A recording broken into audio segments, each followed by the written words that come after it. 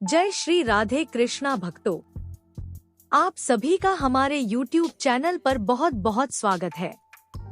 आइए आज सुनते हैं बृहस्पतिवार व्रत की कथा। अगर आप हमारे चैनल पे नए हैं तो हमारे चैनल को सब्सक्राइब जरूर करें, बेल आइकन दबाना ना भूले। अगर आपको हमारा सनातन धर्म से जुड़ी हुई हमारा वीडियो आपको अच्छा लगता है तो शेयर जरूर करें। बृहस्पति देव को बुद्धि और शिक्षा का देवता माना जाता है। गुरुवार को बृहस्पति देव की पूजा करने से धन, विद्या, पुत्र व अन्य मनोवांछित फल की प्राप्ति होती है। गुरुवार को भगवान बृहस्पति की पूजा का विधान है। इस पूजा से परिवार में सुख शांति रहती है। अगर किसी भी जातक को विवाह में रुकावट आती है तो जल्द विवाह के लिए भी गुरुवार का व्रत किया जाता है। तो आइए सुनते हैं बृहस्पतिवार व्रत की कथा। बोलिए भगवान बृहस्पति देव की जय, भगवान विष्णु और माता लक्ष्मी की जय। प्राचीन काल में एक बड़ा प्रतापी और दानी राजा राज करता था। वह स्वभाव से बहुत ही दानी और दयालु था। हमेशा धर्म कर्म के मार्ग में चलता था, लेकिन यह सब बात उसकी रानी को अच्छी नहीं लगती थी। ना तो वह व्रत करती और ना ही दान धर्म करती थी, और वह राजा को भी ऐसा करने से मना किया करती थी। एक बार राजा शिकार खेलने वन को चले गए थे। रानी और दासी घर पर अकेली थी। तब बृहस्पति भगवान राजा के दरवाजे पर साधु के वेश में भिक्षा मांगने आए तो रानी कहने लगी, हे साधु महाराज, मैं इस दान और पुण्य से तंग आ गई हूँ। आप मुझे कोई ऐसा उपाय बताएं जिससे यह सारा धन नष्ट हो जाए और मैं आराम से रह सकूं, मेरे पास करने को कोई कार्य न हो। रानी की बात सुनकर साधु महाराज बोले, हे रानी, तुम तो बड़ी विचित्र हो। यह सारे संसार में संतान और धन से भी कोई दुखी होता है क्या? अगर तुम्हारे पास धन अधिक है तो तुम इसे शुभ कार्यों में खर्च करो। यदि तुम्हारे पास अधिक धन है तो भूखे को भोजन दो, प्यासों के लिए कुआं बनवाओ, मुसाफिरों के लिए धर्मशालाएं खुलवाओ। जो निर्धन अपनी कुंवारी कन्याओं का विवाह नहीं कर सकते उनका विवाह करा दो। ऐसे और कई काम हैं जिनके करने से तुम्हारा यश लोक परलोक में फैलेगा। परंतु रानी पर उपदेश का कोई प्रभाव न पड़ा। वह बोली, महाराज, आप मुझे कुछ न समझाएं। मैं ऐसा धन नहीं चाहती जो हर जगह बांटती फिरूं। फिर साधु ने उत्तर दिया, यदि तुम्हारी ऐसी इच्छा है तो तथास्तु। लेकिन साधु की बातें सुनकर रानी खुश नहीं हुई और कहने लगी, मुझे ऐसे धन की कोई आवश्यकता नहीं है जिसे संभालने में ही मेरा सारा समय बीत जाए। रानी की यह बात सुनकर साधु के वेश में बृहस्पति भगवान बोले, यदि तुम्हारी ऐसी इच्छा है और इससे भी जल्दी मन की बात पूरी हो तो मैं तुम्हें जैसा बताता हूँ तुम वैसा ही करना। 7 गुरुवार तक इन कार्यों को करना। हे देवी, अपने घर को बृहस्पतिवार को गोबर से घर लीपना, कपड़ा धोबी के यहाँ धुलवाना, भोजन में मांस मदिरा का सेवन करना। इससे तुम्हारा धन संपत्ति जल्द ही नष्ट हो जाएगा और तुम आराम से रह सकोगी। इतना कहकर साधु महाराज अपने रास्ते को चले गए। साधु के कई बातों के अनुसार करते हुए केवल 3 गुरुवार ही बीते थे कि उनकी समस्त धन संपदा नष्ट हो गई। जिसके बाद भोजन के लिए राजा का परिवार तरसने लगा। गरीबी को देखते हुए एक दिन राजा रानी से कहता है कि मैं परदेश को जाता हूँ, क्योंकि यहाँ मुझे सभी जानते हैं, इसलिए मैं यहाँ कोई छोटा कार्य नहीं कर सकता। ऐसा कहकर राजा परदेश चले गया। परदेश में राजा जंगल से लकड़ी काट कर लाता और उसे बेचकर जीवन यापन करने लगा। इधर राजा के बिना रानी और दासी दुखी रहने लगी। एक समय ऐसा आया जब 7 दिन रानी और दासी को बिना भोजन के रहना पड़ा।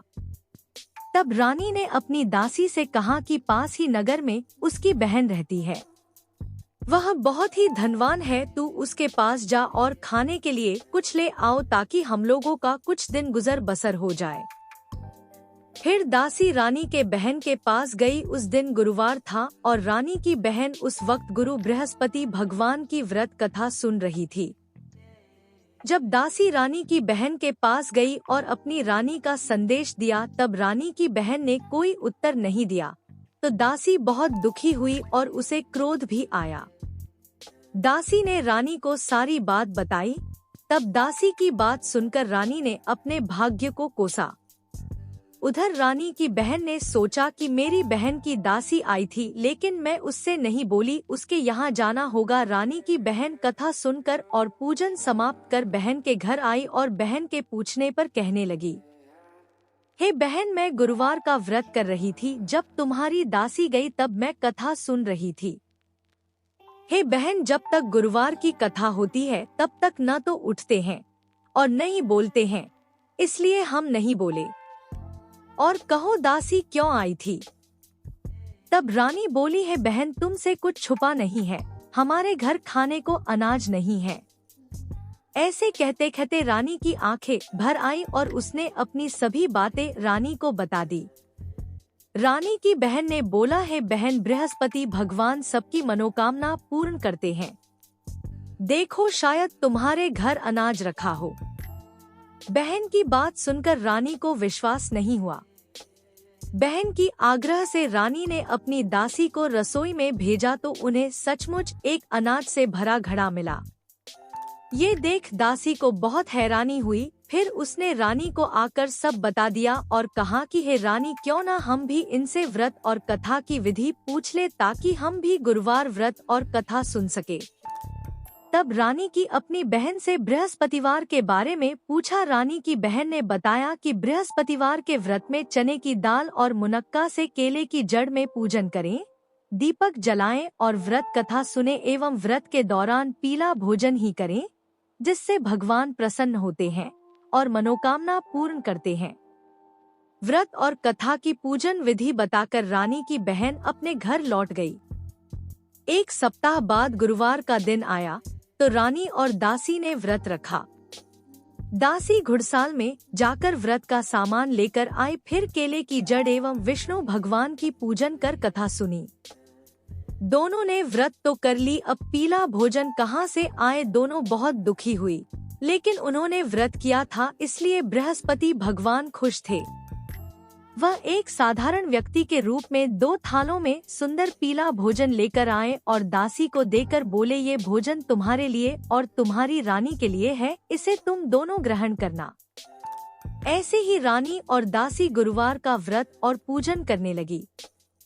बृहस्पति भगवान की कृपा से उनके पास धन संपत्ति आ गई, जिसके बाद रानी फिर से पहले की तरह आलस करने लगी। तब दासी रानी से बोली, देखो तुम पहले भी इसी तरह आलस करती थी, इसलिए आपको इतना कष्ट हुआ था और इसी कारण सभी धन नष्ट हो गया था। अब जब भगवान की कृपा से धन मिला है तो तुम्हें फिर से आलस होता है। बहुत ही मुसीबतों के बाद हमने यह धन पाया है, इसलिए हमें दान करना चाहिए और आपको भूखे मनुष्यों को भोजन कराना चाहिए, प्याऊ लगवाना चाहिए, कुंवारी कन्याओं का विवाह कराना चाहिए। इससे तुम्हारा यश बढ़ेगा और पितृ प्रसन्न होंगे। दासी की बात मानकर रानी शुभ कार्य करने लगी। इससे पूरे नगर में रानी और दासी का यश बढ़ने लगा। इधर जंगल में राजा दुखी होकर पेड़ के नीचे बैठ गया और अपनी पुरानी बातों को याद करके रोने लगा।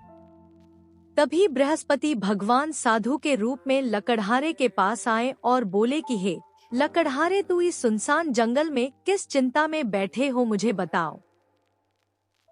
तब लकड़हारे ने दोनों हाथ जोड़कर साधु से कहा, आप सब कुछ जानते हैं, मैं आपसे क्या कहूँ। ऐसा कहते हुए राजा ने अपनी साधु को अपनी संपूर्ण दशा सुनाई। तब साधु ने उन्हें बताया कि तुम्हारी रानी ने बृहस्पति भगवान का निरादर किया था, जिसके कारण तुम्हारी यह दशा हुई है।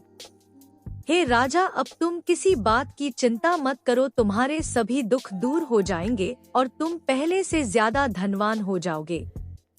जीवन में सुख प्राप्ति के लिए बृहस्पतिवार के दिन व्रत करो और सनातन धर्म का प्रचार करो, इससे तुम्हारे दुख दूर होंगे।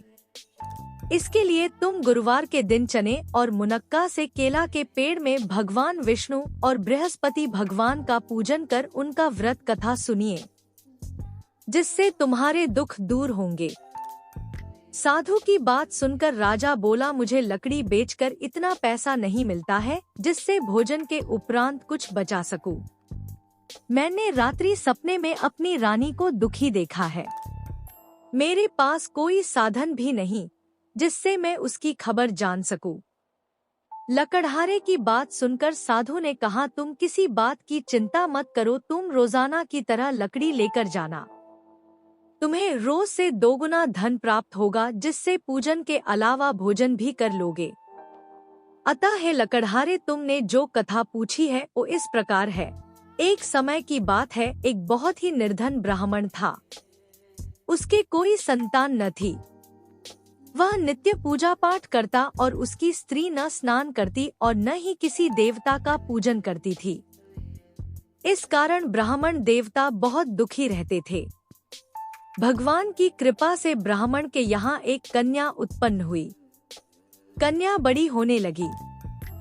प्रातः स्नान करके वह भगवान विष्णु का जप करती, बृहस्पतिवार का व्रत भी करने लगी। पूजा पाठ समाप्त कर पाठशाला जाती तो अपनी मुट्ठी में जौ भर के ले जाती और पाठशाला के मार्ग में डालती जाती। लौटते समय वही जौ सोने के हो जाते तो उनको वह चुनकर घर ले आती। एक दिन वह बालिका सूप में उन सोने के जौ को फटक कर साफ कर रही थी कि तभी उसकी माँ ने देख लिया और कहा कि हे बेटी, सोने के जौ को फटकने के लिए सोने का सूप भी तो होना चाहिए। दूसरे दिन गुरुवार था। कन्या ने व्रत रखा और बृहस्पति देव से सोने का सूप देने की प्रार्थना की। बृहस्पति देव ने उसकी प्रार्थना स्वीकार कर ली। रोजाना की तरह वह कन्या जौ फैलाती हुई पाठशाला चली गई। पाठशाला से लौटकर जब वह जौ बीन रही थी तो बृहस्पति देव की कृपा से उसे सोने का सूप मिला। उसे वह घर ले आई और उससे जौ साफ करने लगी, परंतु उसकी माँ का वही ढंग रहा। एक दिन की बात है, कन्या सोने के सूप में जब जौ साफ कर रही थी, उस समय उस नगर का राजकुमार वहां से निकला। कन्या के रूप और कार्य को देखकर वह उस पर मोहित हो गया। राजमहल आकर वह भोजन तथा जल त्याग कर उदास होकर लेट गया। राजा को जब राजकुमार धारा अन्न जल त्यागने का समाचार ज्ञात हुआ तो अपने मंत्रियों के साथ वह अपने पुत्र के पास गया और कारण पूछा। राजकुमार ने राजा को उस लड़की के घर का पता भी बता दिया। मंत्री उस लड़की के घर गया। मंत्री ने ब्राह्मण के समक्ष राजा की ओर से निवेदन किया। कुछ ही दिन बाद ब्राह्मण की कन्या का विवाह राजकुमार के साथ संपन्न हो गया। कन्या के घर से जाते ही ब्राह्मण के घर में पहले की भांति गरीबी का निवास हो गया। एक दिन दुखी होकर ब्राह्मण अपनी पुत्री से मिलने गए। बेटी ने पिता की अवस्था को देखा और अपनी माँ का हाल पूछा। ब्राह्मण ने सभी हाल कह सुनाया। कन्या ने बहुत सा धन देकर अपने पिता को विदा कर दिया, लेकिन कुछ दिन बाद फिर वही हाल हो गया। ब्राह्मण फिर अपनी कन्या के यहाँ गया और सभी हाल कह सुनाया। फिर तो पुत्री बोली, हे पिताजी, आप माताजी को यहाँ ले आइए, मैं उन्हें वह विधि बता दूंगी जिससे गरीबी दूर हो जाए। ब्राह्मण देवता अपनी स्त्री को साथ लेकर अपनी पुत्री के पास राजमहल पहुँचे तो पुत्री अपनी माँ को समझाने लगी, हे माँ, तुम प्रातः काल स्नान करके विष्णु भगवान का पूजन करो तो सब दरिद्रता दूर हो जाएगी। परंतु उसकी माँ ने उसकी एक भी बात नहीं मानी। वह प्रातः काल उठकर अपनी पुत्री की बची जूठन को खा लेती थी। एक दिन उसकी पुत्री को बहुत गुस्सा आया। उसने अपनी माँ को एक कोठरी में बंद कर दिया। प्रातः उसे स्नानादि करा के पूजा पाठ करवाया तो उसकी माँ की बुद्धि ठीक हो गई। इसके बाद वह नियम से पूजा पाठ करने लगी और प्रत्येक बृहस्पतिवार को व्रत करने लगी। इस व्रत के प्रभाव से मृत्यु के बाद वह स्वर्ग को गई। वह ब्राह्मण भी सुखपूर्वक इस लोक का सुख भोग कर स्वर्ग को प्राप्त हुआ। इस तरह कहानी कहकर साधु बने देवता वहां से लोप हो गए। फिर धीरे धीरे समय व्यतीत होने पर फिर गुरुवार का दिन आया। लकड़हारा जंगल से लकड़ी काट कर शहर में बेचने गया। उसे उस दिन और दिनों से अधिक धन मिला। राजा सामान लाकर गुरुवार का व्रत किया। उस दिन से उसके सभी दुख दूर हुए। लेकिन जब अगले गुरुवार का दिन आया तो राजा व्रत करना भूल गया। इस कारण गुरु भगवान नाराज हो गए। उस दिन उस नगर के राजा ने एक विशाल यज्ञ का आयोजन किया था और शहर के लोगों को अपने घर में भोजन नहीं बनाने का आदेश दिया था। साथ ही यह भी कहा था कि जो भी राजा की आज्ञा को नहीं मानेगा उसे फांसी की सजा दे दी जाएगी। इस तरह राजा की आज्ञा से नगर के सभी लोग भोजन करने गए। लेकिन लकड़हारा कुछ देर से पहुंचा, इसलिए राजा उसे अपने साथ ले गए और साथ में भोजन करा रहे थे।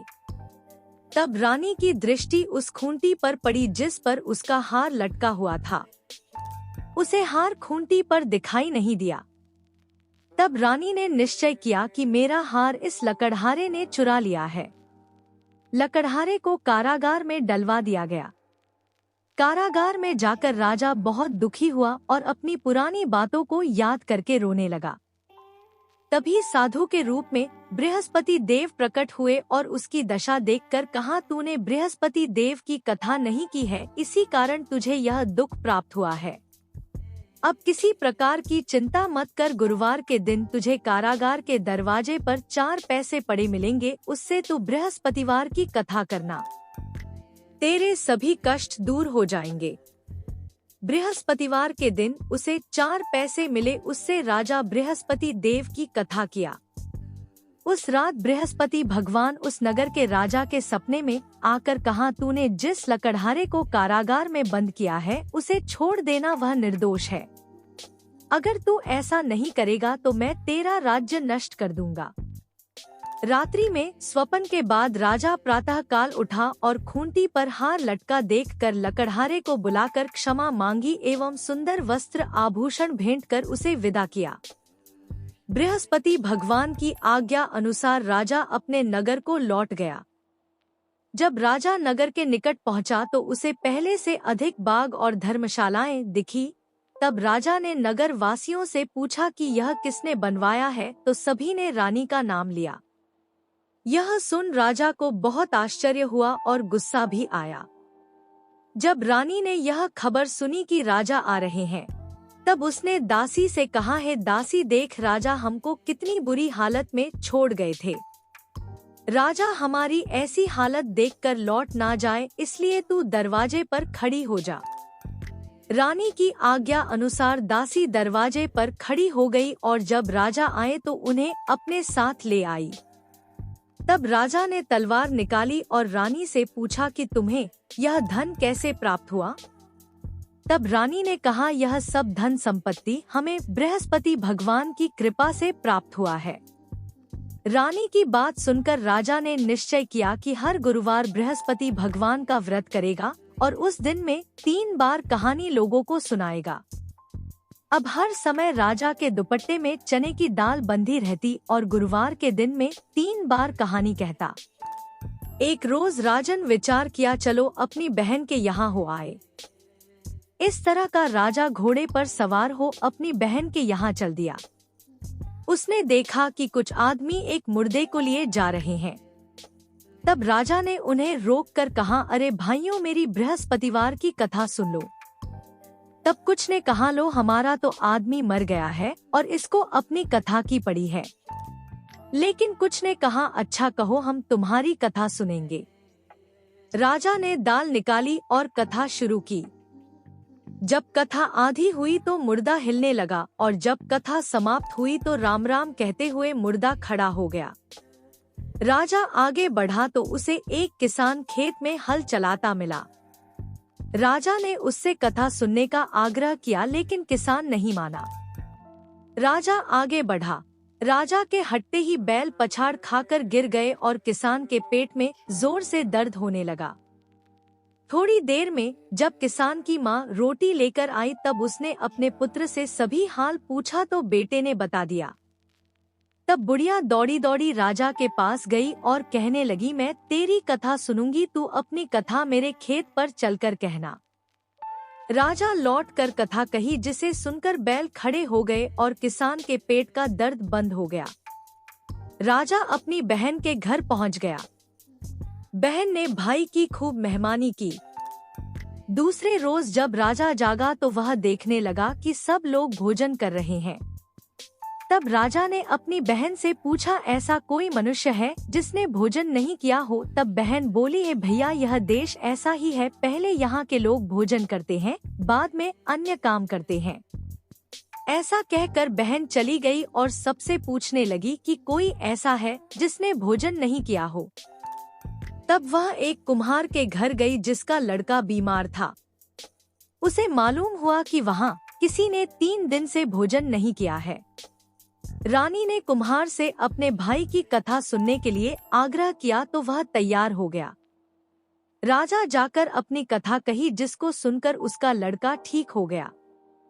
अब तो राजा की प्रशंसा होने लगी थी। एक दिन राजा ने अपनी बहन से कहा, बहन, मैं अपने घर जाऊंगा, तुम भी तैयार हो जाओ। राजा की बहन ने अपने सास से भाई के साथ जाने की आज्ञा मांगी। तब उसकी सास बोली, चली जा, लेकिन अपने लड़के को मत ले जाना, क्योंकि तेरे भाई की कोई संतान नहीं है। बहन ने अपने भाई से कहा, है भैया, मैं तो चलूंगी, परंतु कोई बालक नहीं जाएगा। तब राजा ने अपनी बहन से कहा, जब कोई बालक नहीं जाएगा तो तुम ही चलकर क्या करोगी?